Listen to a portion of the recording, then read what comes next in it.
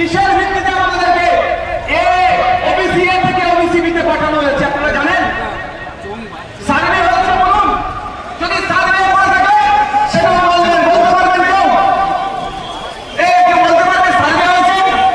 বিনা survey scientific এসে না দিয়ে শুধু ইচ্ছার ভিত্তিতে ভোটের সময় দেখে বললে কে ভোট দেবে, চাকরির কথা যখন বলবে, সংরক্ষণের কথা যখন বলবে, শিক্ষার কথা যখন বলবে, স্বাস্থ্যের কথা যখন বলবে, এই দুর্নীতির কারণ পিছিয়ে দেওয়া হলো, এটা মেনে নেওয়া যায় না।